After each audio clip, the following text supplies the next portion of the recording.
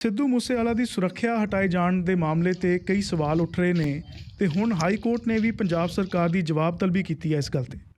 ਸਿੱਧੂ ਮੂਸੇਵਾਲਾ ਦਾ ਜਿਹੜਾ ਕਤਲ ਹੋਇਆ ਹੈ ਵਾਸੂ ਜੀ, ਉਹਦੇ ਨਾਲ ਪੰਜਾਬ ਦੇ ਵਿੱਚ ਬਹੁਤ ਸਾਰੇ ਚਰਚੇ ਛਿੜ ਪਏ ਨੇ ਜੀ ਔਰ ਕਈ ਸਵਾਲ ਜਿਹੜੇ ਨੇ ਉਹ ਉੱਠੇ ਨੇ ਪੰਜਾਬ ਸਰਕਾਰ ਦੇ ਸਾਹਮਣੇ ਨੇ। ਇੱਕ ਗੱਲ ਤਾਂ ਇਹ ਕੀਤੀ ਜਾ ਰਹੀ ਹੈ ਕਿ ਅਜੇ ਸਰਕਾਰ ਨੂੰ 2 ਮਹੀਨੇ ਦੇ ਕਰੀਬ, ਸਵਾ 2 ਮਹੀਨੇ ਦੇ ਕਰੀਬ ਹੀ ਸਮਾਂ ਹੋਇਆ ਹੈ ਗੱਦੀ ਸੰਭਾਲਿਆ ਨੂੰ।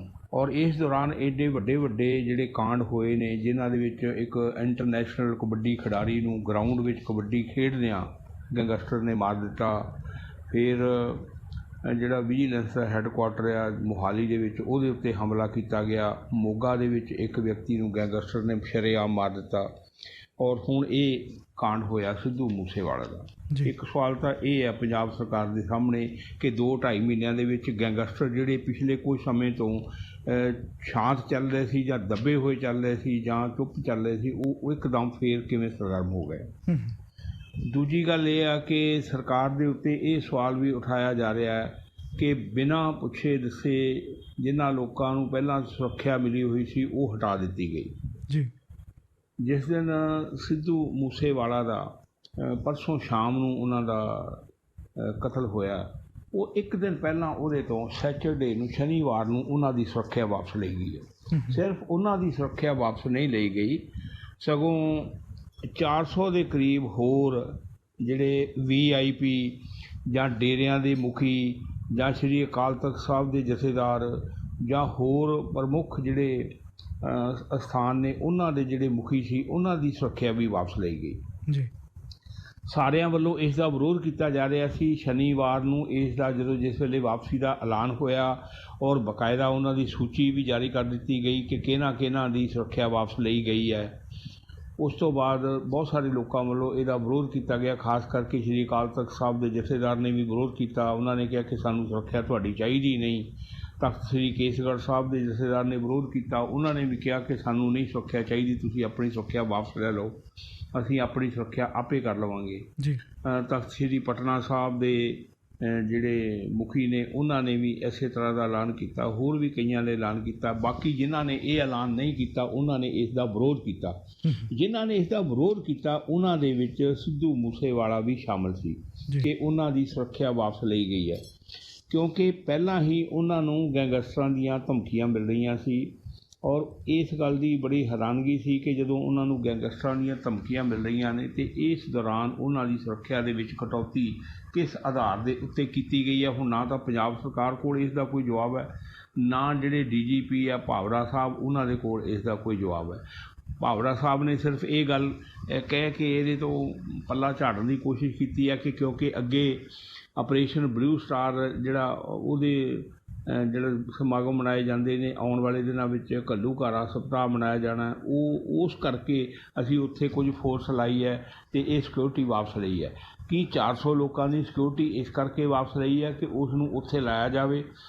ਮਤਲਬ ਜੇ ਅਸੀਂ ਇੱਕ ਪਾਸੇ ਦੀ ਸੁਰੱਖਿਆ ਯਕੀਨੀ ਬਣਾਉਣੇ ਆ ਅਤੇ ਦੂਜੇ ਪਾਸੇ ਵਾਲੀ ਸੁਰੱਖਿਆ ਸਾਨੂੰ ਖਾਲੀ ਕਰਨੀ ਪੈਂਦੀ ਹੈ।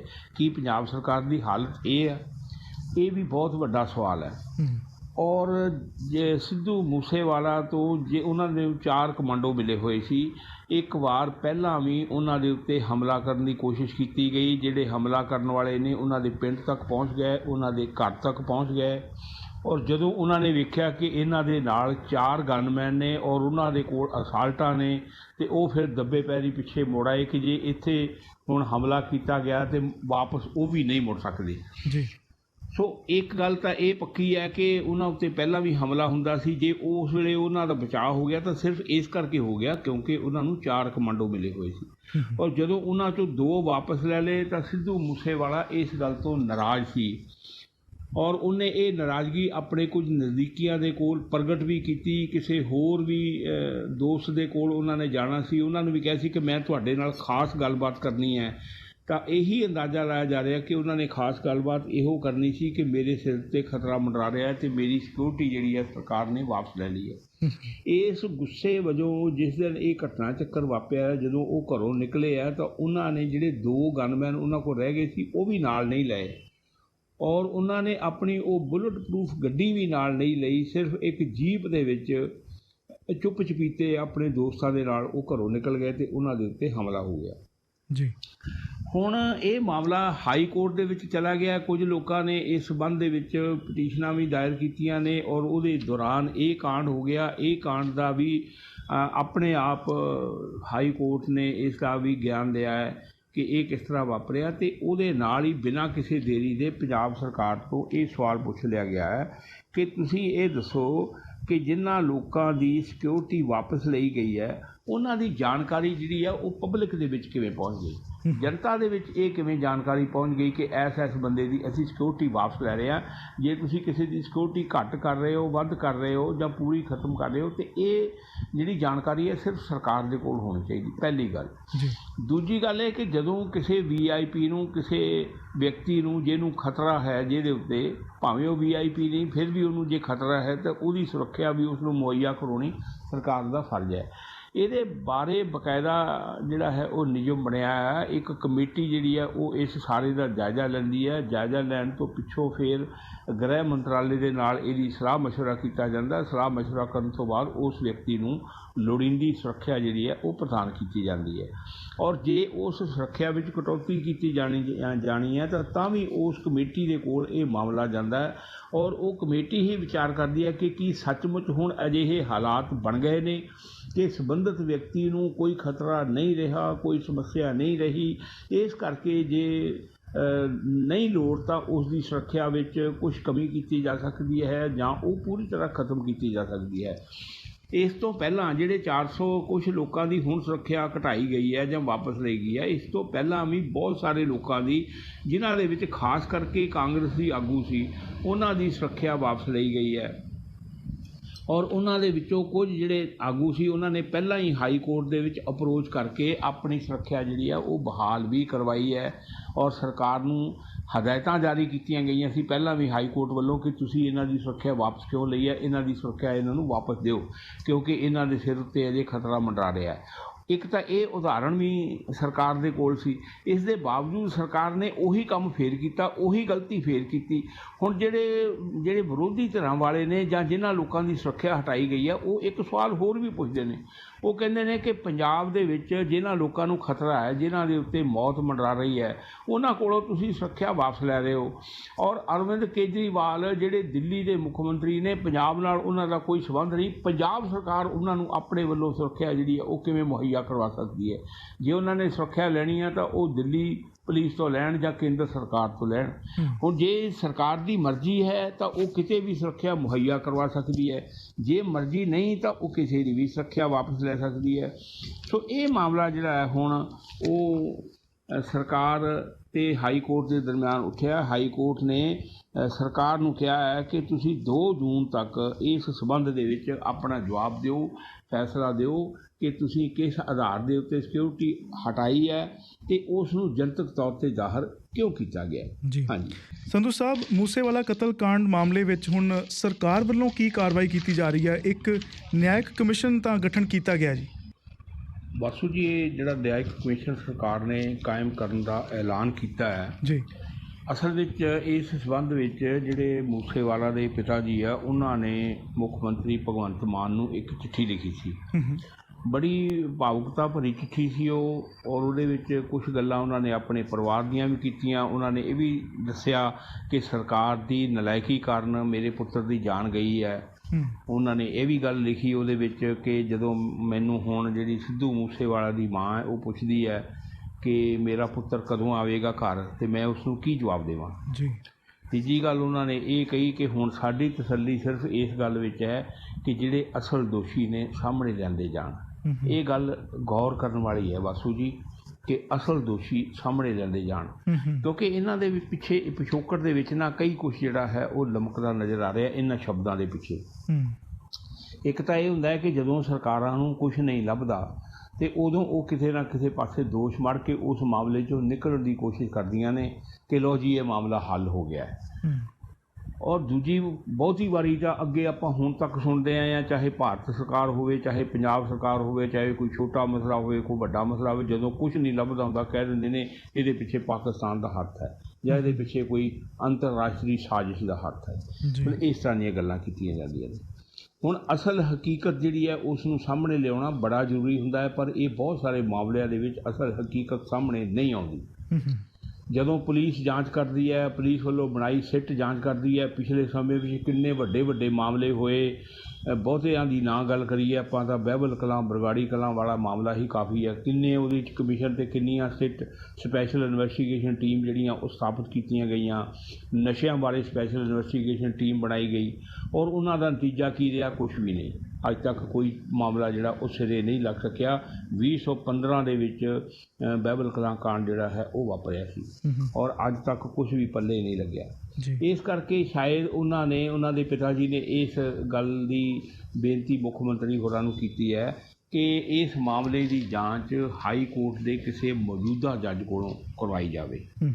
ਅਤੇ ਇਹ ਨਾਲ ਉਹਨਾਂ ਨੇ ਇਹ ਵੀ ਕਿਹਾ ਸੀਗਾ ਕਿ ਜਿੰਨਾ ਚਿਰ ਸਰਕਾਰ ਇਸ ਦਾ ਐਲਾਨ ਨਹੀਂ ਕਰਦੀ, ਅਸੀਂ ਆਪਣੇ ਪੁੱਤਰ ਦਾ ਨਾ ਪੋਸਟਮਾਰਟਮ ਕਰਾਵਾਂਗੇ, ਨਾ ਉਸ ਦਾ ਅੰਤਮ ਸੰਸਕਾਰ ਕਰਾਂਗੇ।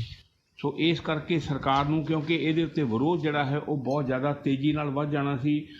ਜਦੋਂ ਕੋਈ ਆਦਮੀ ਸੰਸਾਰ ਤੋਂ ਚਲਾ ਜਾਂਦਾ ਹੈ ਅਤੇ ਜਿਹੜੇ ਮਾੜੇ ਮੋਟੇ ਕਿਸੇ ਦੇ ਗਿਲੇ ਸ਼ਿਕਵੇ ਹੁੰਦੇ ਉਹ ਵੀ ਖਤਮ ਹੋ ਜਾਂਦੇ ਨੇ। ਫਿਰ ਇੱਕ ਹਮਦਰਦੀ ਦੀ ਲਹਿਰ, ਭਾਵੁਕਤਾ ਭਰੀ ਲਹਿਰ ਜਿਹੜੀ ਉਹਦੇ ਨਾਲ ਤੁਰ ਪੈਂਦੀ ਹੈ। ਅਤੇ ਇਹਦੇ ਨਾਲ ਤਾਂ ਬਹੁਤ ਸਾਰੇ ਪ੍ਰਸ਼ੰਸਕ, ਬਹੁਤ ਸਾਰੇ ਫੋਲੋਅਰਸ, ਬਹੁਤ ਸਾਰੇ ਸਿੱਧੂ ਮੂਸੇਵਾਲਾ ਦੇ ਫੈਨ ਉਹ ਵੀ ਜੁੜੇ ਨੇ, ਔਰ ਵਿਰੋਧੀ ਪਾਰਟੀਆਂ ਸਾਰੀਆਂ ਇਸ ਮਾਮਲੇ ਦੇ ਉੱਤੇ ਇਕਜੁੱਟ ਨੇ। ਸਰਕਾਰ ਨੂੰ ਪਤਾ ਸੀ ਕਿ ਵਿਰੋਧੀ ਪਾਰਟੀਆਂ ਹੁਣ ਸਾਨੂੰ ਇਸ ਮਾਮਲੇ ਉੱਤੇ ਘੇਰਨਗੀਆਂ, ਹਾਲਾਂਕਿ ਸਰਕਾਰ ਪਹਿਲਾਂ ਹੀ ਇਸ ਮਾਮਲੇ ਦੇ ਉੱਤੇ ਘਿਰੀ ਹੋਈ ਹੈ। ਜਿਵੇਂ ਆਪਾਂ ਪਹਿਲਾਂ ਗੱਲ ਕੀਤੀ ਹੈ ਸੁਰੱਖਿਆ ਦੇ ਮਾਮਲੇ ਉੱਤੇ ਸਰਕਾਰ ਨੂੰ ਹੁਣ ਕੋਈ ਜਵਾਬ ਨਹੀਂ ਸੁੱਝ ਰਿਹਾ। ਇਸ ਕਰਕੇ ਜਦੋਂ ਸਿੱਧੂ ਮੂਸੇਵਾਲਾ ਦੇ ਪਿਤਾ ਨੇ ਇਹ ਮੰਗ ਸਰਕਾਰ ਕੋਲ ਉਠਾਈ ਤਾਂ ਸਰਕਾਰ ਨੇ ਤੁਰੰਤ ਉਸ ਨੂੰ ਮੰਨ ਲਿਆ। ਮੰਨਣ ਤੋਂ ਬਗੈਰ ਕੋਈ ਚਾਰਾ ਵੀ ਨਹੀਂ ਸੀ ਕਿ ਅਸੀਂ ਇਸ ਮਾਮਲੇ ਦੀ ਜਾਂਚ ਜਿਹੜੀ ਆ ਇੱਕ ਨਿਆਇਕ ਕਮਿਸ਼ਨ ਜਿਹੜਾ ਜੁਡੀਸ਼ੀਅਲ ਕਮਿਸ਼ਨ ਜਿਹੜਾ ਉਸ ਤੋਂ ਕਰਵਾਵਾਂਗੇ, ਜਿਹਦੀ ਅਗਵਾਈ ਹਾਈ ਕੋਰਟ ਦੇ ਜੱਜ ਕਰਨਗੇ। ਇਸ ਸੰਬੰਧ ਦੇ ਵਿੱਚ ਮੁੱਖ ਮੰਤਰੀ ਨੇ ਭਗਵੰਤ ਮਾਨ ਹੋਰਾਂ ਨੇ ਜਿਹੜੇ ਹਾਈ ਕੋਰਟ ਦੇ ਮੁੱਖ ਜੱਜ ਨੇ ਉਹਨਾਂ ਨੂੰ ਇੱਕ ਪੱਤਰ ਵੀ ਲਿਖਿਆ ਕਿ ਇਹ ਜਿਹੜੀ ਜਾਂਚ ਹੈ ਇਹ ਕਰਾਉਣ ਦੇ ਵਿੱਚ ਜਿਹੜੀ ਆ ਸਾਡੀ ਬੇਨਤੀ ਪ੍ਰਵਾਨ ਕੀਤੀ ਜਾਵੇ ਅਤੇ ਇਸ ਦੀ ਇਜਾਜ਼ਤ ਦਿੱਤੀ ਜਾਵੇ, ਕਿਉਂਕਿ ਜਿਹੜੇ ਮੁੱਖ ਜੱਜ ਨੇ ਉਹਨਾਂ ਨੇ ਹੀ ਕਿਸੇ ਜੱਜ ਨੂੰ ਇਸ ਕੰਮ ਲਈ ਨਿਯੁਕਤ ਕਰਨਾ ਹੈ। ਨਾਲ ਸਰਕਾਰ ਨੇ ਇਹ ਗੱਲ ਵੀ ਕੀਤੀ ਹੈ ਕਿ ਅਸੀਂ ਜਿਹੜੀ ਨੈਸ਼ਨਲ ਇਨਵੈਸਟੀਗੇਸ਼ਨ ਏਜੰਸੀ ਹੈ ਜਾਂ CBI ਹੈ ਉਹਦੀਆਂ ਸੇਵਾਵਾਂ ਦੀ ਜੇ ਲੋੜ ਪਵੇਗੀ ਉਹ ਵੀ ਦੇਵਾਂਗੇ। ਪੰਜਾਬ ਪੁਲਿਸ ਵੀ ਆਪਣਾ ਪੂਰਾ ਸਹਿਯੋਗ ਦੇਵੇਗੀ, ਸਰਕਾਰ ਵੀ ਪੂਰਾ ਸਹਿਯੋਗ ਦੇਵੇਗੀ, ਪਰ ਤੁਸੀਂ ਇਹਦੇ ਬਾਰੇ ਇੱਕ ਜਿਹੜਾ ਨਿਆਇਕ ਕਮਿਸ਼ਨ ਹੈ ਉਹ ਕਾਇਮ ਕਰਨ ਦੇ ਵਿੱਚ ਸਾਨੂੰ ਇਜਾਜ਼ਤ ਦਿਓ, ਆਗਿਆ ਦਿਓ। ਹੁਣ ਹਾਈ ਕੋਰਟ ਦੇ ਮੁੱਖ ਜੱਜ ਨੇ ਇਹ ਫੈਸਲਾ ਕਰਨਾ ਹੈ ਕਿ ਕਿਸ ਜੱਜ ਦੀ ਡਿਊਟੀ ਲੱਗਦੀ ਹੈ, ਕਿਸ ਜੱਜ ਦੀ ਡਿਊਟੀ ਲੱਗੇਗੀ, ਉਹਦੇ ਨਾਲ ਹੋਰ ਕਿਹੜੇ ਅਧਿਕਾਰੀ ਜਿਹੜੇ ਨੇ ਉਹ ਜੋੜੇ ਜਾਂਦੇ ਨੇ, ਔਰ ਅੱਗੇ ਜਾਂਚ ਨੂੰ ਕਿਸ ਤਰ੍ਹਾਂ ਤੋਰਿਆ ਜਾਂਦਾ ਹੈ, ਔਰ ਜਾਂਚ ਕਿੱਥੋਂ ਸ਼ੁਰੂ ਹੁੰਦੀ ਹੈ, ਕਿੱਥੇ ਲੈ ਕੇ ਜਾਣੀ। ਇਹ ਜਿਵੇਂ ਜਿਵੇਂ ਗੱਲਾਂ ਆਉਣਗੀਆਂ ਆਪਾਂ ਆਉਣ ਵਾਲੇ ਦਿਨਾਂ ਦੇ ਵਿੱਚ ਆਪਣੇ ਸਰੋਤਿਆਂ ਦੇ ਨਾਲ ਸਾਂਝੀਆਂ ਕਰਾਂਗੇ। ਪਰ ਇਸ ਦੌਰਾਨ ਪਰਿਵਾਰ ਨੇ ਇਸ ਗੱਲ ਦੇ ਉੱਤੇ ਹਾਲ ਦੀ ਘੜੀ ਸੰਤੁਸ਼ਟੀ ਚਲੋ ਪ੍ਰਗਟ ਕਰ ਲਈ ਜਾਂ ਮੰਨ ਲਈ ਗੱਲ ਉਹਨਾਂ ਨੇ ਕਿ ਮੁੱਖ ਮੰਤਰੀ ਨੇ ਐਲਾਨ ਕਰ ਦਿੱਤਾ ਹੈ ਨਿਆਇਕ ਕਮਿਸ਼ਨ ਕਾਇਮ ਕਰਨ ਦਾ, ਔਰ ਨਿਆਇਕ ਕਮਿਸ਼ਨ ਕਾਇਮ ਹੋ ਜਾਵੇਗਾ। ਉਸ ਤੋਂ ਬਾਅਦ ਹੀ ਉਹਨਾਂ ਨੇ ਇਜਾਜ਼ਤ ਦਿੱਤੀ ਤਾਂ ਸਿੱਧੂ ਮੂਸੇਵਾਲਾ ਦਾ ਜਿਹੜਾ ਪੋਸਟਮਾਰਟਮ ਹੋਇਆ, 5 ਡਾਕਟਰਾਂ ਦੇ ਇੱਕ ਬੋਰਡ ਨੇ ਉਹਨਾਂ ਦਾ ਪੋਸਟਮਾਰਟਮ ਕੀਤਾ ਹੈ, ਜਿਹਦੇ ਵਿੱਚ ਇਹ ਦੱਸਿਆ ਗਿਆ ਕਿ ਘੱਟੋ ਘੱਟ 20 ਗੋਲੀਆਂ ਜਿਹੜੀਆਂ ਉਹ ਸਿੱਧੂ ਮੂਸੇਵਾਲਾ ਨੂੰ ਲੱਗੀਆਂ ਨੇ। ਲੀਵਰ ਦੇ ਵਿੱਚ, ਦਿਲ ਦੇ ਵਿੱਚ ਵੀ ਗੋਲੀਆਂ ਲੱਗੀਆਂ, ਹੋਰ ਵੀ ਬਹੁਤ ਥਾਵਾਂ 'ਤੇ ਗੋਲੀਆਂ ਲੱਗੀਆਂ, ਜਿਨ੍ਹਾਂ ਦੇ ਨਾਲ ਉਹਨਾਂ ਦੀ ਮੌਤ ਹੋਈ ਹੈ। ਔਰ ਉਸ ਤੋਂ ਪਿੱਛੋਂ ਅੱਜ ਦੁਪਹਿਰ ਨੂੰ, ਮਤਲਬ ਮੰਗਲਵਾਰ ਦੁਪਹਿਰ ਨੂੰ ਉਹਨਾਂ ਦਾ ਅੰਤਮ ਸੰਸਕਾਰ ਕੀਤਾ ਜਾਣਾ ਹੈ, ਜਿਸ ਵਾਸਤੇ ਸਾਰੀਆਂ ਪਾਰਟੀਆਂ ਔਰ ਸਮਾਜਿਕ ਕਾਰਕੁਨ ਔਰ ਹੋਰ ਜਿਹੜੇ ਉਹਨਾਂ ਦੇ ਪ੍ਰਸ਼ੰਸਕ ਨੇ ਉਹ ਵੱਡੀ ਗਿਣਤੀ ਦੇ ਵਿੱਚ ਉਹਨਾਂ ਦੇ ਪਿੰਡ ਪੁੱਜ ਰਹੇ ਨੇ। ਇਹ ਵੀ ਸਰਕਾਰ ਵਾਸਤੇ ਇੱਕ ਬੜੀ ਵੱਡੀ ਚੁਣੌਤੀ ਹੋਏਗੀ ਕਿ ਉੱਥੇ ਜਿਹੜਾ ਸੁਰੱਖਿਆ ਦਾ ਮਾਮਲਾ ਹੈ ਉਸ ਨੂੰ ਕਿਸ ਤਰ੍ਹਾਂ ਨਜਿੱਠਣਾ ਹੈ, ਕਿਵੇਂ ਕਰਨਾ ਹੈ। ਇਸ ਦੌਰਾਨ ਸਰਕਾਰ ਜਿਹੜੀ ਹੈ ਉਹਨੇ ਆਪਣੇ ਪੱਧਰ ਦੇ ਉੱਤੇ ਇਹ ਕਾਰਵਾਈ ਸ਼ੁਰੂ ਕੀਤੀ ਹੈ। ਇਹ ਵੀ ਪਤਾ ਲੱਗਿਆ ਕਿ ਉੱਤਰਾਖੰਡ ਤੋਂ, ਦੇਹਰਾਦੂਨ ਤੋਂ ਕੁਝ ਲੋਕਾਂ ਨੂੰ ਗ੍ਰਿਫਤਾਰ ਕੀਤਾ ਗਿਆ ਇਸ ਮਾਮਲੇ ਦੇ ਵਿੱਚ। ਪੰਜਾਬ, ਜਿਵੇਂ ਆਪਾਂ ਪਹਿਲਾਂ ਕਿਹਾ ਨਾ ਕਿ ਸੱਜੇ ਖੱਬੇ ਹੱਥ ਮਾਰ ਕੇ ਹਰਿਆਣਾ ਦੇ ਵਿੱਚ ਵੀ ਭਾਲ ਕੀਤੀ ਜਾ ਰਹੀ ਹੈ, ਰਾਜਸਥਾਨ 'ਚ ਭਾਲ ਕੀਤੀ ਜਾ ਰਹੀ ਹੈ, ਪੰਜਾਬ 'ਚ ਭਾਲ ਕੀਤੀ ਜਾ ਰਹੀ, ਮਤਲਬ ਇਹ ਦੱਸਿਆ ਜਾ ਰਿਹਾ ਹੈ। ਹਾਲਾਂਕਿ ਇਹ ਕਨਫਰਮ ਆਪਾਂ ਨਹੀਂ ਕਰ ਸਕਦੇ ਇਹਨੂੰ ਕਿਉਂਕਿ ਇਹ ਸਾਡੇ ਗਿਆਨ ਵਿੱਚ ਜਾਂ ਸਾਡੇ ਨੌਲੇਜ ਵਿੱਚ ਗੱਲ ਨਹੀਂ, ਇਹ ਸਾਡੇ ਕੋਲ ਸੁਣੀ ਸੁਣਾਈ ਗੱਲ ਹੈ। ਸਰਕਾਰ ਕਹਿ ਰਹੀ ਹੈ ਕਿ ਅਸੀਂ ਕਿੱਥੇ ਕਿਤੇ ਉਹਦੇ ਜਿਹੜੇ ਕਾਤਲ ਨੇ ਉਹਨਾਂ ਨੂੰ ਲੱਭਣ ਦੀ ਕੋਸ਼ਿਸ਼ ਕਰ ਰਹੇ ਹਾਂ। ਇੱਕ ਫੋਟੋ ਵਾਇਰਲ ਹੋਈ ਵੀ ਦਿਖਾਈ ਗਈ ਹੈ ਜਿਹਦੇ ਵਿੱਚ ਦੱਸਿਆ ਗਿਆ ਹੈ ਕਿ ਜਿਹੜੇ ਲੋਕ 7 ਜਾਂ 8 ਲੋਕ ਉਹਦੇ ਵਿੱਚ ਸ਼ਾਮਲ ਸੀ ਵਾਰਦਾਤ ਦੇ ਵਿੱਚ, ਉਹਨਾਂ ਨੇ ਇੱਕ ਢਾਬੇ ਦੇ ਉੱਤੇ ਬੈਠ ਕੇ ਰੋਟੀ ਖਾਧੀ ਹੈ। ਉੱਥੇ CCTV ਕੈਮਰਾ ਲੱਗਾ ਹੋਏਗਾ, ਉੱਥੋਂ ਵੀ ਉਹਨਾਂ ਦੀ ਫੋਟੋ ਮਿਲੀ ਹੈ। ਔਰ ਕੁਝ ਲੋਕਾਂ ਨੂੰ ਉੱਤਰਾਖੰਡ ਤੋਂ ਗ੍ਰਿਫਤਾਰ ਕੀਤਾ ਗਿਆ ਹੈ। ਉਹ ਮਤਲਬ ਇਹ ਸਿਰਫ ਹੱਥ ਪੈਰ ਮਾਰਨ ਵਾਲੀ ਗੱਲ ਹੈ। ਅਜੇ ਜੇ ਆਪਾਂ ਕਹੀਏ ਕਿ ਸਰਕਾਰ ਕਿਸੇ ਨਤੀਜੇ 'ਤੇ ਪਹੁੰਚ ਗਈ ਹੈ, ਪੁਲਿਸ ਕਿਸੇ ਨਤੀਜੇ 'ਤੇ ਪਹੁੰਚ ਗਈ ਹੈ ਜਾਂ ਉਹਨਾਂ ਦੇ ਹੱਥ ਕੋਈ ਚੀਜ਼ ਲੱਗ ਗਈ ਹੈ, ਇਸ ਤਰ੍ਹਾਂ ਦੀ ਕੋਈ ਗੱਲ ਨਹੀਂ ਹੈ ਅਜੇ। ਪਰ ਸਰਕਾਰ ਸੱਜੇ ਖੱਬੇ ਹੱਥ ਮਾਰ ਕੇ ਇਸ ਮਾਮਲੇ ਦੇ ਵਿੱਚੋਂ ਪਾਰ ਨਿਕਲਣ ਦੀ ਕੋਸ਼ਿਸ਼ ਕਰ ਰਹੀ ਹੈ ਕਿ ਕਿਸੇ ਨਾ ਕਿਸੇ ਤਰ੍ਹਾਂ ਇਸ ਮਾਮਲੇ ਨੂੰ, ਕਿਉਂਕਿ ਇਹ ਬਹੁਤ ਵੱਡਾ ਮਾਮਲਾ ਸਰਕਾਰ ਦੇ ਸਾਹਮਣੇ ਖੜਾ ਹੋ ਗਿਆ ਅਤੇ ਸਰਕਾਰ ਨੂੰ ਇਹਨੂੰ ਨਜਿੱਠਣਾ ਜਿਹੜਾ ਹੈ ਉਹ ਬਹੁਤ ਔਖਾ ਹੋਏਗਾ। ਆਉਣ ਵਾਲੇ ਦਿਨਾਂ ਦੇ ਵਿੱਚ ਵੀ ਸਰਕਾਰ ਦੇ ਸਾਹਮਣੇ ਕਈ ਸਵਾਲ ਪਿੱਛਾ ਕਰਨਗੇ। ਖਾਸ ਕਰਕੇ ਜਿਹੜੀ ਸੰਗਰੂਰ ਦੇ ਵਿੱਚ ਲੋਕ ਸਭਾ ਦੀ ਉਪ ਚੋਣ ਹੋਣੀ ਹੈ, ਉੱਥੇ ਵੀ ਇਹ ਸਵਾਲ ਸਰਕਾਰ ਨੂੰ ਚੁਫੇਰਿਓਂ ਘੇਰਨਗੇ। ਉਹਦੇ ਉੱਤੇ ਅਸਰ ਵੀ ਪੈ ਸਕਦਾ ਹੈ, ਕਿੰਨਾ ਅਸਰ ਪਵੇਗਾ ਇਹ ਨਹੀਂ ਆਪਾਂ ਕਹਿ ਸਕਦੇ, ਪਰ ਉੱਥੇ ਇਹ ਸਵਾਲ ਸਰਕਾਰ ਦੇ ਸਾਹਮਣੇ ਜ਼ਰੂਰ ਖੜੇ ਹੋਣਗੇ ਜੀ। ਵਿਰੋਧੀ ਪਾਰਟੀਆਂ ਉਹਨਾਂ ਨੂੰ ਘੇਰਨ ਦੀ ਕੋਸ਼ਿਸ਼ ਕਰਨਗੀਆਂ। ਹਾਂਜੀ ਸੰਧੂ ਸਾਹਿਬ, ਹੁਣ ਵਿਰੋਧੀ ਪਾਰਟੀਆਂ ਨੇ ਪੰਜਾਬ ਦੇ ਰਾਜਪਾਲ ਤੋਂ ਮੰਗ ਕੀਤੀ ਹੈ ਕਿ ਭਗਵੰਤ ਮਾਨ ਸਰਕਾਰ ਨੂੰ ਬਰਖਾਸਤ ਕੀਤਾ ਜਾਵੇ। ਵਿਰੋਧੀ ਪਾਰਟੀਆਂ ਨੇ, ਜਿਵੇਂ ਆਪਾਂ ਪਹਿਲਾਂ ਗੱਲ ਕਰ ਰਹੇ ਹਾਂ ਕਿ ਇਸ ਮਾਮਲੇ ਦੇ ਉੱਤੇ ਸਰਕਾਰ ਨੂੰ ਘੇਰਨ ਦੀ ਕੋਸ਼ਿਸ਼ ਕੀਤੀ ਹੈ।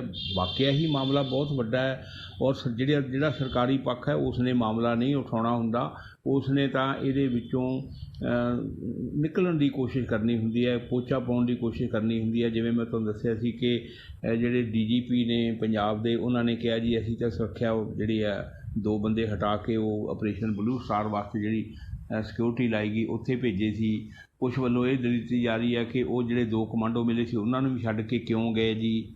ਕੁਛ ਲੋਕਾਂ ਵੱਲੋਂ ਇਹ ਦਲੀਲ ਦਿੱਤੀ ਜਾ ਰਹੀ ਹੈ ਕਿ ਆਪਣੀ ਬੁਲਟ ਪ੍ਰੂਫ ਗੱਡੀ ਕਿਉਂ ਨਹੀਂ ਲੈ ਕੇ ਗਏ ਜੀ। ਕੁਛ ਲੋਕ ਇਹ ਵੀ ਕਹਿੰਦੇ ਨੇ ਕਿਉਂਕਿ ਉਹ ਆਪ ਗਨ ਕਲਚਰ ਨੂੰ ਪ੍ਰਮੋਟ ਕਰ ਰਿਹਾ ਸੀ ਅਤੇ ਆਪ ਵੀ ਗਨ ਕਲਚਰ ਦਾ ਸ਼ਿਕਾਰ ਹੋਇਆ। ਬੜੀਆਂ ਸਾਰੀਆਂ ਗੱਲਾਂ ਜਿਹੜੀਆਂ ਨੇ ਉਹ ਕੀਤੀਆਂ ਜਾ ਰਹੀਆਂ ਨੇ ਕਿ ਪੰਜਾਬ ਸਰਕਾਰ ਦਾ ਇਹਦੇ ਵਿੱਚ ਕੋਈ ਦੋਸ਼ ਨਹੀਂ ਹੈ, ਹੋਰ ਗੱਲਾਂ ਦਾ ਦੋਸ਼ ਹੈ। ਜਦ ਕਿ ਦੂਜੇ ਪਾਸੇ ਜੇ ਦੇਖਿਆ ਜਾਵੇ ਤਾਂ ਅਮਨ ਚੈਨ ਦੀ ਸਥਿਤੀ ਨੂੰ ਕਾਇਮ ਰੱਖਣਾ ਵੀ ਤਾਂ ਸਰਕਾਰ ਦੀ ਵੱਡੀ ਜ਼ਿੰਮੇਵਾਰੀ ਹੈ। ਕਿਸੇ ਵਿਅਕਤੀ ਦੇ ਕੋਲ ਆਪਣੇ ਤੌਰ 'ਤੇ ਇੰਨੀ ਸਮਰੱਥਾ ਨਹੀਂ ਹੁੰਦੀ ਜਿੰਨੀ ਸਰਕਾਰ ਦੇ ਕੋਲ ਸਮਰੱਥਾ ਹੁੰਦੀ ਹੈ ਜੀ। ਵਿਅਕਤੀ ਆਪਣੀ ਸੁਰੱਖਿਆ ਜਿਹੜੀ ਹੈ ਉਹ ਇਸ ਢੰਗ ਦੇ ਨਾਲ ਨਹੀਂ ਕਰ ਸਕਦਾ ਜਿਸ ਢੰਗ ਦੇ ਨਾਲ ਸਰਕਾਰ ਵੱਲੋਂ ਉਹਨੂੰ, ਇਸ ਕਰਕੇ ਹੀ ਸਰਕਾਰਾਂ ਵੱਲੋਂ ਸੁਰੱਖਿਆ ਮੁਹੱਈਆ ਕਰਵਾਈ ਜਾਂਦੀ ਹੈ। ਇਹ ਸਰਕਾਰ ਦੀ ਵੱਡੀ ਜ਼ਿੰਮੇਵਾਰੀ ਬਣਦੀ। ਇਸ ਦੇ ਵਿੱਚ ਜਿਹੜੀ ਖਾਮੀ ਰਹਿ ਗਈ ਹੈ, ਜਿਹੜੀ ਕੁਤਾਹੀ ਹੋਈ ਹੈ, ਇਹ ਜੱਗ ਜ਼ਾਹਰ ਹੈ, ਸਾਰੀ ਦੁਨੀਆ ਜਾਣਦੀ ਹੈ।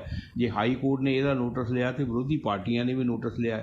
ਵਿਰੋਧੀ ਪਾਰਟੀਆਂ ਵੱਲੋਂ ਤਾਂ ਸਿੱਧੇ ਤੌਰ 'ਤੇ ਅਰਵਿੰਦ ਕੇਜਰੀਵਾਲ ਨੂੰ ਅਤੇ ਭਗਵੰਤ ਮਾਨ ਨੂੰ ਇਸ ਕਤਲ ਲਈ ਜ਼ਿੰਮੇਵਾਰ ਠਹਿਰਾਇਆ ਜਾ ਰਿਹਾ ਹੈ ਜੀ। ਔਰ ਜਿਹੜੇ ਭਾਰਤੀ ਜਨਤਾ ਪਾਰਟੀ ਦੇ ਆਗੂ ਨੇ ਮਨਜਿੰਦਰ ਸਿੰਘ ਸਿਰਸਾ ਦਿੱਲੀ ਵਾਲੇ, ਉਹਨਾਂ ਨੇ ਤਾਂ ਸ਼ਰੇਆਮ ਇਹ ਗੱਲ ਕਹੀ ਹੈ ਕਿ ਭਗਵੰਤ ਮਾਨ ਤਾਂ ਮੁੱਖ ਮੰਤਰੀ ਹੀ ਨਹੀਂ ਹੈ, ਮੁੱਖ ਮੰਤਰੀ ਤਾਂ ਅਰਵਿੰਦ ਕੇਜਰੀਵਾਲ ਹੈ।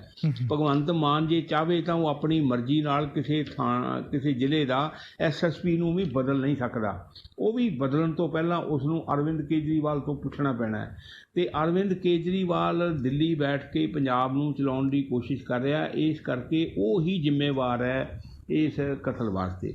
ਦੂਜੇ ਪਾਸੇ ਅਕਾਲੀ ਦਲ ਦਾ ਇੱਕ ਵਫਦ ਸਾਬਕਾ ਉਪ ਮੁੱਖ ਮੰਤਰੀ ਸੁਖਬੀਰ ਸਿੰਘ ਬਾਦਲ ਦੀ ਅਗਵਾਈ ਹੇਠ ਕੁਝ ਭਾਰਤੀ ਜਨਤਾ ਪਾਰਟੀ ਦੇ ਲੋਕ ਵੀ, ਉਹਨਾਂ ਨੇ ਕੱਲ੍ਹ ਪੰਜਾਬ ਦੇ ਰਾਜਪਾਲ ਦੇ ਨਾਲ ਮੁਲਾਕਾਤ ਕੀਤੀ ਹੈ ਔਰ ਉਹਨਾਂ ਤੋਂ ਇਸ ਚੀਜ਼ ਦੀ ਮੰਗ ਕੀਤੀ ਹੈ ਕਿ ਭਗਵੰਤ ਮਾਨ ਸਰਕਾਰ ਨੂੰ ਬਰਖਾਸਤ ਕੀਤਾ ਜਾਵੇ, ਕਿਉਂਕਿ ਇਹ ਸੂਬੇ ਦੇ ਵਿੱਚ ਅਮਨ ਚੈਨ ਦੀ ਸਥਿਤੀ ਬਹਾਲ ਰੱਖਣ ਦੇ ਵਿੱਚ ਪੂਰੀ ਤਰ੍ਹਾਂ ਨਾਲ ਅਸਫਲ ਹੋਈ ਹੈ। ਔਰ ਇਸ ਗੱਲ ਦਾ ਕਿੰਤੂ ਪਰੰਤੂ ਇੱਕ ਪਾਰਟੀ ਨਹੀਂ, ਸਾਰੀਆਂ ਕਰ ਰਹੀਆਂ ਨੇ। ਭਾਰਤੀ ਜਨਤਾ ਪਾਰਟੀ ਵੀ ਕਰ ਰਹੀ ਹੈ, ਅਕਾਲੀ ਦਲ ਵੀ ਕਰ ਰਿਹਾ ਹੈ, ਜਿਹੜੀ ਪੰਜਾਬ ਲੋਕ ਕਾਂਗਰਸ ਹੈ ਕੈਪਟਨ ਅਮਰਿੰਦਰ ਸਿੰਘ ਦੀ, ਉਹ ਵੀ ਕਰ ਰਹੀ ਹੈ। ਕੈਪਟਨ ਅਮਰਿੰਦਰ ਸਿੰਘ ਨੇ ਵੀ ਸਿੱਧਾ ਸਰਕਾਰ ਦੇ ਉੱਤੇ ਨਿਸ਼ਾਨਾ ਲਾਇਆ ਕਿ ਸਰਕਾਰ ਇਸ ਮਾਮਲੇ 'ਚ ਬੁਰੀ ਤਰ੍ਹਾਂ ਨਾਲ ਫੇਲ ਹੋਈ ਹੈ। ਜਦ ਸਰਕਾਰ ਨੂੰ ਪਤਾ ਸੀ ਕਿ ਉਹਦੇ ਸਿਰ ਉੱਤੇ ਖਤਰਾ ਮੰਡਰਾ ਰਿਹਾ ਅਤੇ ਸਰਕਾਰ ਨੇ ਉਸ ਦੀ ਸੁਰੱਖਿਆ ਜਿਹੜੀ ਹੈ ਉਹ ਵਾਪਸ ਕਿਉਂ ਲਈ ਹੈ, ਸਰਕਾਰ ਨੂੰ ਉਹਦੀ ਸੁਰੱਖਿਆ ਵਾਪਸ ਨਹੀਂ ਲੈਣੀ ਚਾਹੀਦੀ ਜੀ।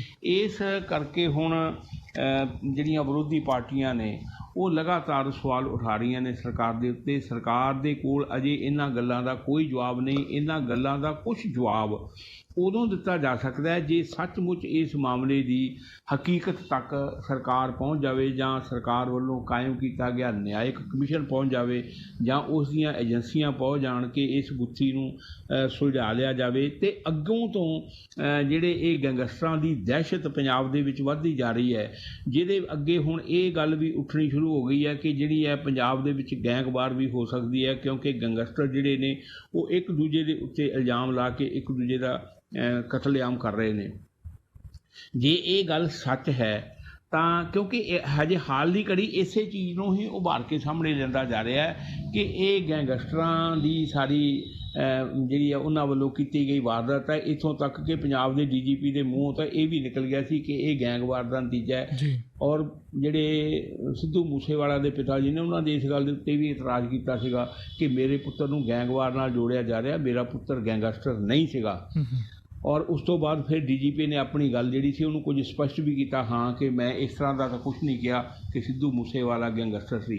ਪਰ ਇਹ ਨੱਕਾ ਸਾਰਾ ਉੱਧਰ ਹੀ ਮੋੜਿਆ ਗਿਆ ਹੈ। ਇਹੀ ਕਿਹਾ ਜਾ ਰਿਹਾ ਕਿ ਇਹ ਜਿਹੜਾ ਗੈਂਗਸਟਰਾਂ ਦਾ ਸਾਰਾ ਕੁਛ ਕੀਤਾ ਕਰਾਇਆ ਉਹਨਾਂ ਦਾ ਹੈ। ਹਾਲ ਦੀ ਘੜੀ ਉਸ ਪਾਸੇ ਨੂੰ ਕਰਕੇ ਸਰਕਾਰ ਜਿਹੜੀ ਹੈ ਉਹ ਮਾਹੌਲ ਨੂੰ ਸ਼ਾਂਤ ਕਰਨ ਦੀ ਕੋਸ਼ਿਸ਼ ਵਿੱਚ ਹੈ। ਪਰ ਇੰਨੀ ਗੱਲ ਦੇ ਨਾਲ ਨਹੀਂ ਸਰਨਾ।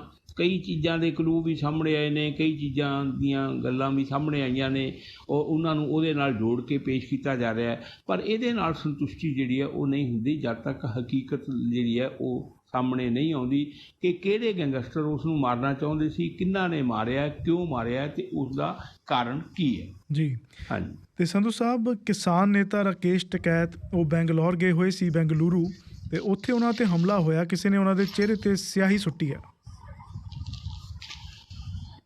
ਰਾਕੇਸ਼ ਟਕੈਤ ਵਾਸੂ ਜੀ, ਪਿਛਲੇ ਸਮੇਂ ਦੇ ਵਿੱਚ ਜਿਹੜਾ ਕਿਸਾਨ ਅੰਦੋਲਨ ਚੱਲਿਆ, ਸੰਯੁਕਤ ਕਿਸਾਨ ਮੋਰਚੇ ਦੀ ਅਗਵਾਈ ਹੇਠ ਔਰ ਦਿੱਲੀ ਦੇ ਮੋਰਚਿਆਂ ਦੇ ਉੱਤੇ ਉਹਨਾਂ ਨੇ ਸਾਲ ਤੋਂ ਵੱਧ ਸਮੇਂ ਵਾਸਤੇ ਪੱਕੇ ਮੋਰਚੇ ਲਾਏ, ਪੱਕੇ ਧਰਨੇ ਲਾਏ ਕਿ ਕੇਂਦਰ ਸਰਕਾਰ ਵੱਲੋਂ ਜਿਹੜੇ 3 ਖੇਤੀ ਕਾਨੂੰਨ ਪਾਸ ਕੀਤੇ ਗਏ ਨੇ ਉਹਨਾਂ ਨੂੰ ਰੱਦ ਕਰਵਾਇਆ ਜਾਵੇ। ਆਖਰਕਾਰ ਉਹ ਰੱਦ ਕਰਵਾ ਦਿੱਤੇ ਗਏ। ਇਹਦੇ ਵਿੱਚ ਜਿਹੜਾ ਰਾਕੇਸ਼ ਟਕੈਤ ਦਾ ਕੱਦ ਹੈ ਉਹ ਬਹੁਤ ਉੱਚਾ ਉੱਭਰ ਕੇ ਸਾਹਮਣੇ ਆਇਆ ਸੀ ਜੀ। ਔਰ ਜਿਹੜੀਆਂ ਕਈ ਸਿਆਸੀ ਪਾਰਟੀਆਂ ਨੇ ਉਹਨਾਂ ਨੂੰ ਆਪਣੇ ਨਾਲ ਜੋੜਨ ਦੀ ਕੋਸ਼ਿਸ਼ ਵੀ ਕੀਤੀ, ਪਰ ਉਹਨਾਂ ਨੇ ਜਵਾਬ ਦੇ ਦਿੱਤਾ ਕਿ ਸਾਡਾ ਕੰਮ ਸਿਆਸਤ ਕਰਨਾ ਨਹੀਂ ਹੈ, ਅਸੀਂ ਤਾਂ ਕਿਸਾਨਾਂ ਦੇ ਮਸਲੇ ਉਠਾਉਣੇ ਹੈ। ਔਰ ਕੁਝ ਪਾਰਟੀਆਂ ਜਿਹੜੀਆਂ ਨੇ ਉਹਨਾਂ ਦੇ ਨਾਲ ਈਰਖਾ ਵੀ ਕਰਦੀਆਂ ਸੀ, ਉਹਨਾਂ ਨੂੰ ਥੱਲੇ ਵੀ ਲਾਉਣਾ ਚਾਹੁੰਦੀਆਂ ਸੀ, ਡਿੱਗਣਾ ਵੀ ਚਾਹੁੰਦੀਆਂ ਸੀ, ਜਿਹੜੀਆਂ ਉਹਨਾਂ ਤੋਂ ਖਤਰਾ ਮਹਿਸੂਸ ਕਰਦੀਆਂ ਸੀ। ਖਾਸ ਕਰਕੇ ਭਾਰਤੀ ਜਨਤਾ ਪਾਰਟੀ ਦੇ ਖਿਲਾਫ ਉਹਨਾਂ ਨੇ ਹਰ ਜਗ੍ਹਾ ਦੇ ਉੱਤੇ ਪ੍ਰਚਾਰ ਕੀਤਾ। ਜੇ ਪੱਛਮੀ ਬੰਗਾਲ 'ਚ ਚੋਣਾਂ ਹੋਈਆਂ ਤਾਂ ਉਹ ਉੱਥੇ ਵੀ ਗਏ, ਉਹਨਾਂ ਨੇ ਉੱਥੇ ਜਾ ਕੇ ਵੀ ਲੋਕਾਂ ਨੂੰ ਅਪੀਲ ਕੀਤੀ। ਇਹ ਨਹੀਂ ਅਪੀਲ ਕੀਤੀ ਕਿ ਲੋਕ ਤ੍ਰਿਣਮੂਲ ਕਾਂਗਰਸ ਨੂੰ ਵੋਟ ਪਾਉਣ, ਇਹ ਕੀਤੀ ਹੈ ਕਿ ਭਾਰਤੀ ਜਨਤਾ ਪਾਰਟੀ ਨੂੰ ਵੋਟ ਨਹੀਂ ਪਾਉਣੀ, ਹੋਰ ਜਿਹਨੂੰ ਮਰਜ਼ੀ ਪਾਓ। ਇਸੇ ਤਰ੍ਹਾਂ ਦੀ ਅਪੀਲ ਉਹਨਾਂ ਨੇ UP ਵਿੱਚ ਵੀ ਕੀਤੀ, ਇਸੇ ਤਰ੍ਹਾਂ ਦੀ ਅਪੀਲ ਉਹਨਾਂ ਨੇ ਪੰਜਾਬ ਵਿੱਚ ਵੀ ਕੀਤੀ। ਹਾਲਾਂਕਿ ਪੰਜਾਬ ਦੀਆਂ ਸਿਆਸੀ ਪਾਰਟੀਆਂ ਜਿਹੜੀਆਂ ਕਿਸਾਨ ਪਾਰਟੀਆਂ ਸੀ ਉਹ ਤਾਂ ਆਪ ਹੀ ਚੋਣਾਂ ਦੇ ਵਿੱਚ ਕੁੱਦ ਪਈਆਂ, ਇਸ ਕਰਕੇ ਉਹ ਇੱਥੋਂ ਥੋੜ੍ਹਾ ਜਿਹਾ ਪਿੱਛੇ ਹੀ ਰਹੇ। ਪਰ ਹੁਣ ਉਹਨਾਂ ਨੇ 2024 ਦੀਆਂ ਜਿਹੜੀਆਂ ਚੋਣਾਂ ਨੇ ਉਹਨਾਂ ਨੂੰ ਧਿਆਨ ਵਿੱਚ ਰੱਖਦਿਆਂ ਵੱਖ-ਵੱਖ ਸੂਬਿਆਂ ਦੇ ਵਿੱਚ ਆਪਣਾ ਦੌਰਾ ਕਰਨ ਦਾ ਪ੍ਰੋਗਰਾਮ ਬਣਾਇਆ, ਯਾਤਰਾ ਕਰਨ ਦਾ ਪ੍ਰੋਗਰਾਮ ਬਣਾਇਆ ਕਿ ਉੱਥੇ ਕਿਸਾਨਾਂ ਨੂੰ ਜਾਗਰੂਕ ਕੀਤਾ ਜਾਵੇ ਕਿ ਆਉਣ ਵਾਲੇ ਸਮੇਂ ਦੇ ਵਿੱਚ ਕਿਹਨਾਂ ਲੋਕਾਂ ਨੂੰ ਚੁਣਨਾ ਹੈ, ਕਿਹੜੇ ਸਾਡੇ ਨੁਮਾਇੰਦੇ ਹੋਣੇ ਚਾਹੀਦੇ ਨੇ, ਕਿਹਦੇ ਹੱਕ ਵਿੱਚ ਅਸੀਂ ਵੋਟ ਪਾਉਣਾ, ਕਿਹਨੂੰ ਭੁਗਤਾਉਣਾ ਹੈ, ਕਿਸਾਨਾਂ ਦੀਆਂ ਮੰਗਾਂ ਕੀ ਨੇ, ਮਸਲੇ ਕੀ ਨੇ, ਕਿਹੜੀਆਂ ਮੰਗਾਂ ਪੂਰੀਆਂ ਹੋਈਆਂ ਨੇ, ਕਿਹੜੀਆਂ ਅਜੇ ਰਹਿੰਦੀਆਂ ਨੇ, ਉਹਨਾਂ ਵਾਸਤੇ ਕਿਸ ਤਰ੍ਹਾਂ ਅਸੀਂ ਲਾਮਬੰਦੀ ਕਰਨੀ ਹੈ, ਕਿਸ ਤਰ੍ਹਾਂ ਆਪਣੀ ਆਵਾਜ਼ ਉਠਾਉਣੀ ਹੈ। ਉਹ ਇਸ ਸੰਦਰਭ ਦੇ ਵਿੱਚ ਹੀ ਕਰਨਾਟਕ ਦੇ ਵਿੱਚ ਗਏ ਸਨ, ਜਿੱਥੇ ਬੰਗਲੁਰੂ ਦੇ ਵਿੱਚ ਉਹਨਾਂ ਨੇ ਕਿਸਾਨਾਂ ਦੇ ਨਾਲ ਮੀਟਿੰਗ ਕੀਤੀ। ਮੀਟਿੰਗ ਕਰਨ ਤੋਂ ਬਾਅਦ ਉਹਨਾਂ ਨੇ ਇੱਕ ਪ੍ਰੈਸ ਕਾਨਫਰੰਸ ਨੂੰ ਸੰਬੋਧਨ ਕੀਤਾ। ਜਦੋਂ ਉਹ ਪ੍ਰੈਸ ਕਾਨਫਰੰਸ ਨੂੰ ਸੰਬੋਧਨ ਕਰ ਰਹੇ ਸੀ ਤਾਂ ਉੱਥੇ ਦੇ ਇੱਕ ਲੋਕਲ ਨੇਤਾ ਨੇ, ਕਿਸਾਨ ਆਗੂ ਚੰਦਰ ਸ਼ੇਖਰ ਜੀ, ਉੱਥੇ ਦੇ ਜਿਹੜੇ ਲੋਕ ਸੀ ਉਹਨਾਂ ਦੇ ਵਿੱਚ ਕੁਝ ਹਮਾਇਤੀ ਵੀ ਆਏ ਹੋਣਗੇ। ਤਾਂ ਪ੍ਰੈਸ ਕਾਨਫਰੰਸ ਦੇ ਵਿੱਚ ਉਹਨਾਂ ਕੋਲੋਂ ਰਾਕੇਸ਼ ਟਕੈਤ ਹੋਰਾਂ ਕੋਲੋਂ ਇਹ ਸਵਾਲ ਪੁੱਛ ਲਿਆ ਗਿਆ ਕਿ ਜਿਹੜੀ ਮੁਹਿੰਮ ਤੁਸੀਂ ਚਲਾ ਰਹੇ ਹੋ ਇਹਦੇ ਵਿੱਚ ਜਿਹੜੇ ਚੰਦਰ ਸ਼ੇਖਰ ਨੇ, ਕਿਸਾਨ ਆਗੂ ਨੇ ਇੱਥੋਂ ਦੇ ਲੋਕਲ, ਉਹਨਾਂ ਦਾ ਕੀ ਯੋਗਦਾਨ ਹੈ ਜਾਂ ਉਹਨਾਂ ਦਾ ਕੀ ਸੰਬੰਧ ਹੈ ਇਹਦੇ ਨਾਲ। ਤਾਂ ਰਕੇਸ਼ ਟਕੈਤ ਹੋਰਾਂ ਨੇ ਸ਼ਰੇਆਮ ਕਿਹਾ ਕਿ ਸਾਡਾ ਉਹਨਾਂ ਦੇ ਨਾਲ ਕੋਈ ਵਾਸਤਾ ਨਹੀਂ, ਉਹਨਾਂ ਦੇ ਨਾਲ ਸਾਡਾ ਕੋਈ ਲੈਣਾ ਦੇਣਾ ਨਹੀਂ, ਕਿਉਂਕਿ ਉਹ ਉਹਨਾਂ ਨੇ ਦੱਸਿਆ ਕਿ ਜਿਹੜੇ ਸੰਯੁਕਤ ਕਿਸਾਨ ਮੋਰਚੇ ਦੇ ਹਿੱਸੇਦਾਰ ਨੇ, ਭਾਈਵਾਲ ਨੇ, ਉਹਦੇ ਵਿੱਚ ਸ਼ਮੂਲੀਅਤ ਹੈ ਜਿਨ੍ਹਾਂ ਦੀ, ਉਹ ਉਹਨਾਂ ਨੂੰ ਨਾਲ ਲੈ ਕੇ ਚੱਲ ਰਹੇ ਨੇ ਅਤੇ ਉਹਨਾਂ ਦੇ ਨਾਲ ਚੱਲ ਰਹੇ ਨੇ। ਉਹਨਾਂ ਦੀਆਂ ਸਾਰੀਆਂ ਨੀਤੀਆਂ, ਸਾਰੇ ਪ੍ਰੋਗਰਾਮ ਜਿਹੜੇ ਇਕੱਠੇ ਨੇ। ਬਾਕੀ ਜਿਹੜੇ ਉਹਨਾਂ ਤੋਂ ਵੱਖਰੇ ਹੋ ਕੇ ਚੱਲ ਰਹੇ ਨੇ ਉਹਨਾਂ ਬਾਰੇ ਅਸੀਂ ਕੁਝ ਨਹੀਂ ਕਹਿ ਸਕਦੇ। ਜਦੋਂ ਉਹਨਾਂ ਨੇ ਇੰਨੀ ਗੱਲ ਕਹੀ ਤਾਂ ਉਦੋਂ ਹੀ ਉਹਨਾਂ ਦੇ ਉੱਤੇ ਹਮਲਾ ਕੀਤਾ ਗਿਆ। ਇਹ ਵੀ ਪਤਾ ਲੱਗਿਆ ਕਿ ਉਹਨਾਂ ਨੂੰ ਮਾਈਕ ਵੀ ਚੁੱਕ ਕੇ ਮਾਰਨ ਦੀ ਕੋਸ਼ਿਸ਼ ਕੀਤੀ ਗਈ, ਧੱਕਾ ਮੁੱਕੀ ਵੀ ਹੋਈ, ਉਹਨਾਂ ਦੇ ਉੱਤੇ ਸਿਆਹੀ ਜਿਹੜੀ ਆ ਉਹ ਵੀ ਸੁੱਟੀ ਗਈ। ਉਹਨਾਂ ਦੀ ਫੋਟੋ ਵਾਇਰਲ ਹੋਈ ਹੈ ਸਿਆਹੀ ਦੇ ਨਾਲ, ਉਹਨਾਂ ਦੀ ਪਗੜੀ ਵੀ ਲਿਬੜੀ ਹੋਈ ਹੈ, ਚਿਹਰਾ ਵੀ, ਔਰ ਸਾਰੇ ਕੱਪੜਿਆਂ ਦੇ ਉੱਤੇ ਉਹਨਾਂ ਦੇ ਸਿਆਹੀ ਦੇ ਛਿੱਟੇ ਪਏ ਨੇ। ਇਸ ਤੋਂ ਪਿੱਛੋਂ ਫਿਰ ਜਿਹੜੇ ਰਕੇਸ਼ ਟਕੈਤ ਦੇ ਹਮਾਇਤੀ ਸੀ ਅਤੇ ਜਿਹੜੇ ਚੰਦਰ ਸ਼ੇਖਰ ਦੇ ਹਮਾਇਤੀ ਸੀ, ਉਹਨਾਂ ਦੇ ਵਿੱਚ ਉੱਥੇ ਕਾਫੀ ਖਿੱਚ ਧੂ ਵੀ ਹੋਈ, ਇੱਕ ਦੂਜੇ ਦੇ ਨਾਲ ਕੁਰਸੀਆਂ ਵੀ ਚੱਲੀਆਂ। ਅਤੇ ਬਾਅਦ ਵਿੱਚ ਆ ਕੇ ਫਿਰ ਪੁਲਿਸ ਨੇ ਉਹਨਾਂ ਨੂੰ ਸ਼ਾਂਤ ਕਰਾਇਆ, ਲੋਕਾਂ ਨੇ ਉਹਨਾਂ ਨੂੰ ਸ਼ਾਂਤ ਕਰਾਇਆ। ਰਕੇਸ਼ ਟਕੈਤ ਹੋਰਾਂ ਨੇ ਇਹ ਵੀ ਸਰਕਾਰ ਦੇ ਉੱਤੇ ਦੋਸ਼ ਲਾਇਆ, ਇਲਜ਼ਾਮ ਲਾਇਆ ਕਿ ਸਰਕਾਰ ਨੇ ਉਹਨਾਂ ਨੂੰ ਲੋਕਲ ਪੱਧਰ ਦੇ ਉੱਤੇ ਕੋਈ ਸੁਰੱਖਿਆ ਪ੍ਰਦਾਨ ਨਹੀਂ ਕੀਤੀ, ਕੋਈ ਸੁਰੱਖਿਆ ਮੁਹੱਈਆ ਨਹੀਂ ਕਰਵਾਈ, ਜਿਸ ਤੋਂ ਇਹ ਲੱਗਦਾ ਹੈ ਕਿ ਜਿਹੜੀ ਕਰਨਾਟਕ ਦੀ ਸਰਕਾਰ ਹੈ ਉਹ ਖੁਦ ਵੀ ਇਸ ਸਾਜ਼ਿਸ਼ ਦੇ ਵਿੱਚ ਸ਼ਾਮਲ ਸੀ ਜਾਂ ਇਹਦੇ ਵਿੱਚ ਸ਼ਾਮਲ ਸੀ। ਜਿਸ ਤਰ੍ਹਾਂ ਦੇ ਨਾਲ ਮੇਰੇ ਉੱਤੇ ਹਮਲਾ ਕਰਵਾਇਆ ਗਿਆ, ਬਚਾਅ ਹੋ ਗਿਆ ਇਸ ਹਮਲੇ ਤੋਂ, ਉਹਦੇ ਵਿੱਚ ਕੋਈ ਸੱਟ ਫੇਟ ਜਿਹੜੀ ਹੈ ਉਹਨਾਂ ਨੂੰ ਬਹੁਤ ਜ਼ਿਆਦਾ ਨਹੀਂ ਲੱਗੀ। ਪਰ ਜਿਸ ਢੰਗ ਦੇ ਨਾਲ ਉਹਨਾਂ 'ਤੇ ਹਮਲਾ ਕੀਤਾ ਗਿਆ, ਸਿਆਹੀ ਸੁੱਟੀ ਗਈ ਹੈ, ਉਹ ਮਤਲਬ ਆਪਣੇ ਆਪ ਦੇ ਵਿੱਚ ਇੱਕ ਗੰਭੀਰ ਮਸਲਾ ਹੈ। ਔਰ ਰਕੇਸ਼ ਟਕੈਤ ਦੀ ਪਾਰਟੀ ਦੇ ਆਗੂਆਂ ਨੇ ਇਸ ਚੀਜ਼ ਦੀ ਮੰਗ ਕੀਤੀ ਹੈ ਕਿ ਇਹਦੀ ਜਾਂਚ ਕਰਵਾਈ ਜਾਵੇ ਕਿ ਇਹ ਹਮਲਾ ਜਿਹੜਾ ਕਿਉਂ ਹੋਇਆ, ਕਿਸ ਕਾਰਨ ਕਰਕੇ ਹੋਇਆ, ਔਰ ਇਹਦੀ ਜਾਂਚ ਕਰਾ ਕੇ ਜਿਹੜੇ ਦੋਸ਼ੀ ਨੇ ਉਹਨਾਂ ਨੂੰ ਬਣਦੀ ਸਜ਼ਾ ਦਿੱਤੀ ਜਾਵੇ। ਜੀ, ਤੇ ਸੰਧੂ ਸਾਹਿਬ ਜੇ ਆਪਾਂ ਬਰੀਫਲੀ ਇਹ ਵੀ ਗੱਲ ਕਰੀਏ ਕਿ ਪੰਜਾਬ ਦੇ ਸਿਹਤ ਮੰਤਰੀ ਤੋਂ ਬਾਅਦ ਹੁਣ ਦਿੱਲੀ ਦੇ ਸਿਹਤ ਮੰਤਰੀ ਸਤਿੰਦਰ ਜੈਨ ਨੂੰ ਮਨੀ ਲਾਂਡਰਿੰਗ ਮਾਮਲੇ ਵਿੱਚ ਗ੍ਰਿਫਤਾਰ ਕੀਤਾ ਗਿਆ ਜੀ। ਇਹ ਵਾਸੂ ਜੀ ਬੜੀ ਅਜੀਬੋ-ਗਰੀਬ ਜਿਹੀ ਗੱਲ ਹੈ ਜਿਹੜੀ ਜੋ ਜਾਣਕਾਰੀਆਂ ਇਹਦੇ ਵਿੱਚ ਸਾਹਮਣੇ ਆ ਰਹੀਆਂ ਨੇ। ਇੱਕ ਪਾਸੇ ਤਾਂ ਇਹ ਆ ਕਿ ਇਹ 7-8 ਸਾਲ ਪੁਰਾਣਾ ਕੇਸ ਦੱਸਿਆ ਜਾਂਦਾ ਹੈ, ਉਦੋਂ ਦਾ ਦਰਜ ਹੋਇਆ ਸੀਗਾ, ਔਰ ਇਹ ਪਹਿਲਾਂ CBI ਇਹਦੇ ਵਿੱਚ ਜਾਂਚ ਕਰ ਰਹੀ ਸੀ, ਫਿਰ CBI ਨੇ ਅੱਗੇ ਇਹਨੂੰ ED ਨੂੰ ਹੈਂਡਓਵਰ ਕਰ ਦਿੱਤਾ, ਔਰ ED ਵਾਲਿਆਂ ਨੇ ਹੁਣ ਉਹਨਾਂ ਨੂੰ ਗ੍ਰਿਫਤਾਰ ਕੀਤਾ ਹੈ ਕਿ ਉਹਨਾਂ ਨੇ ਕਰੋੜਾਂ ਰੁਪਏ ਦੀ ਜਿਹੜੀ ਹੈ ਉਹ ਮਨੀ ਲਾਂਡਰਿੰਗ ਕੀਤੀ ਹੈ। ਕੁਝ ਮਾਮਲਿਆਂ ਦੇ ਵਿੱਚ ਕੁਝ ਕੰਪਨੀਆਂ ਤੋਂ ਪੈਸੇ ਦਾ ਲੈਣ ਦੇਣ ਜਿਹੜਾ ਉਹਨਾਂ ਨੇ ਉਹ ਕੀਤਾ ਜੀ, ਔਰ ਉਸ ਮਾਮਲੇ ਵਿੱਚ ਉਹਨਾਂ ਦੀ ਗ੍ਰਿਫਤਾਰੀ ਹੋਈ ਹੈ। ਉਹਨਾਂ ਦੀਆਂ ਕੁਝ ਜਾਇਦਾਦਾਂ ਜਿਹੜੀਆਂ ਨੇ ਉਹ ਵੀ ਕੁਰਕ ਕੀਤੀਆਂ। ਇਹ ਵੀ ਦੱਸਿਆ ਗਿਆ ਕਿ ਜਿਹੜਾ ਮਨੀ ਲਾਂਡਰਿੰਗ ਦਾ ਪੈਸਾ ਆਇਆ ਸੀ, ਉਹਨਾਂ ਨੇ ਕੁਝ ਪ੍ਰਾਪਰਟੀਆਂ ਖਰੀਦੀਆਂ ਸੀ, ਕੁਝ ਜ਼ਮੀਨਾਂ ਕਰਜ਼ੇ ਦੇ ਉੱਤੇ ਖਰੀਦੀਆਂ ਸੀ, ਉਸ ਕਰਜ਼ੇ ਦਾ ਭੁਗਤਾਨ ਕਰਨ ਲਈ ਉਹਨਾਂ ਵੱਲੋਂ ਕੀਤਾ ਗਿਆ। ਇਹ ਤਾਂ ਹੈ ਜਿਹੜਾ ED ਨੇ ਜਾਂ CBI ਨੇ ਜਿਹੜਾ ਪੱਖ ਪੇਸ਼ ਕੀਤਾ ਹੈ। ਦੂਜੇ ਪਾਸੇ ਜਿਹੜੇ ਆਮ ਆਦਮੀ ਪਾਰਟੀ ਦੇ ਨੇਤਾ ਨੇ ਮਨੀਸ਼ ਸਿਸੋਦੀਆ, ਉਹਨਾਂ ਨੇ ਇਹ ਗੱਲ ਕਹੀ ਹੈ ਕਿ ਇਹ ਗੱਲ ਬਿਲਕੁਲ ਗਲਤ ਹੈ, ਕਿਉਂਕਿ ਅਸੀਂ ਸਤਿੰਦਰ ਜੈਨ ਨੂੰ ਹਿਮਾਚਲ ਦੇ ਵਿੱਚ ਚੋਣਾਂ ਹੋਣੀਆਂ ਉੱਥੇ ਦਾ ਇੰਚਾਰਜ ਬਣਾਇਆ। ਭਾਰਤੀ ਜਨਤਾ ਪਾਰਟੀ ਨੂੰ ਆਪਣੀ ਹਾਰ ਉੱਥੇ ਸ਼ਰੇਆਮ ਦਿਸ ਰਹੀ ਹੈ, ਇਸ ਕਰਕੇ ਉਹਨਾਂ ਨੂੰ ਗ੍ਰਿਫਤਾਰ ਕੀਤਾ ਗਿਆ। ਔਰ ਇਹ ਬਿਲਕੁਲ ਬੋਗਸ ਮਾਮਲਾ ਹੈ, ਫਰਜ਼ੀ ਮਾਮਲਾ ਹੈ, ਕੋਈ ਹਕੀਕੀ ਮਾਮਲਾ ਨਹੀਂ। ਫਰਜ਼ੀ ਮਾਮਲੇ ਦੇ ਨਾਲ ਜੋੜ ਕੇ ਉਹਨਾਂ ਦੀ ਗ੍ਰਿਫਤਾਰੀ ਕੀਤੀ ਗਈ ਹੈ ਤਾਂ ਕਿ ਭਾਰਤੀ ਜਨਤਾ ਪਾਰਟੀ ਹਿਮਾਚਲ ਦੇ ਵਿੱਚ ਹਾਰ ਤੋਂ ਬਚ ਸਕੇ। ਹੁਣ ਦੇਖੋ ਜਿਹੜੇ ਸਿਆਸਤਦਾਨ ਨੇ ਉਹ ਕਿਸੇ ਵੀ ਗੱਲ ਨੂੰ ਕਿਸੇ ਪਾਸੇ ਕਿਸ ਤਰ੍ਹਾਂ ਦੇ ਨਾਲ ਘੁਮਾ ਸਕਦੇ ਨੇ। ਹੁਣ ਇਹਦੇ ਵਿੱਚ ਜਿਹੜਾ ਮਾਮਲਾ ਸਿਸੋਦੀਆ ਉਹਨਾਂ ਨੇ ਸਾਹਮਣੇ ਲਿਆਂਦਾ ਉਹ ਤਾਂ ਸ਼ਰੇਆਮ ਇਹ ਲਿਆਂਦਾ ਕਿ ਇਹਨਾਂ ਨੂੰ ਗ੍ਰਿਫਤਾਰ ਇਸ ਕਰਕੇ ਕੀਤਾ ਗਿਆ ਕਿਉਂਕਿ ਉੱਥੇ ਚੋਣਾਂ ਹੋਣੀਆਂ ਨੇ ਹਿਮਾਚਲ ਵਿੱਚ, ਅਤੇ ਭਾਰਤੀ ਜਨਤਾ ਪਾਰਟੀ ਨੂੰ ਡਰ ਹੈ ਕਿ ਉਹ ਹਾਰ ਨਾ ਜਾਵੇ, ਇਸ ਕਰਕੇ ਇਹਨੂੰ ਰਸਤੇ 'ਚੋਂ ਹਟਾਇਆ ਜਾਵੇ। ਭਲਾ ਇਕੱਲੇ ਸਤਿੰਦਰ ਜੈਨ ਦੇ ਹਟਾਏ ਦੇ ਨਾਲ ਹੀ ਪਾਰਟੀ ਉੱਥੇ ਹਾਰ ਜਾਏਗੀ? ਪਹਿਲੀ ਗੱਲ ਤਾਂ ਇਹ ਹੈ।